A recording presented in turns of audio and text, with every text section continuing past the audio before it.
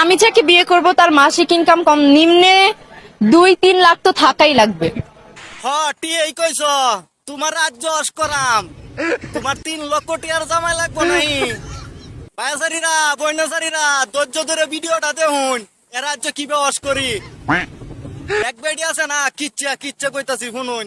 এক বেডি আছে না, এলাকার এক মহল্লার মধ্যে তালিম বইছে আসি।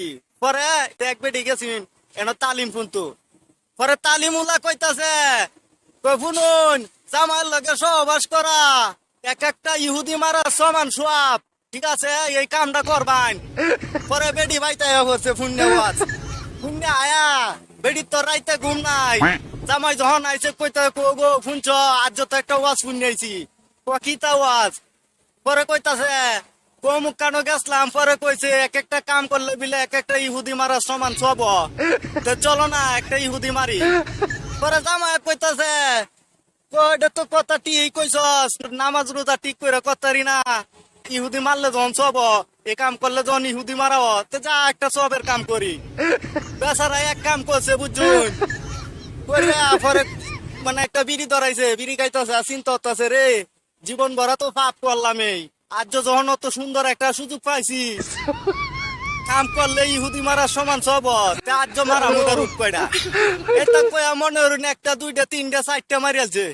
মারার পরে বেচারা আর জানে কুলা না, শেষ। পরে আর কি করবো, চোখে মুখে আন্দার বাস্তাছে।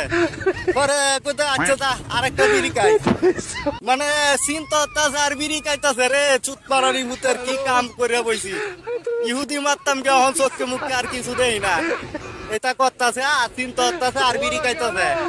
এই মুহূর্তে বেটি আবার কইতাছে কেউ তো হয়েছে না তো, যাও না আর একটা ইহুদি মারে লাই। এটা কইতে বেচারা তো অবস্থা খারাপ, চোখ মুখ আন্দার বস্তাতে তো নিজেও বুঝুন।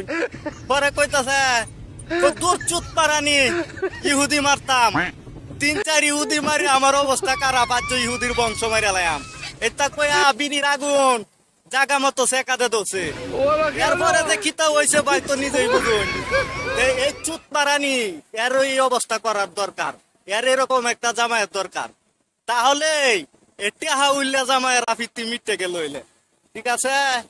তো ভাই ভিডিওটা ভালো লাগলে একটা কমেন্ট করে দেন যে এরকম ভিডিও যদি দেখতেন চান তো অবশ্যই আরো আনবাম, চিন্তা করুন না যে।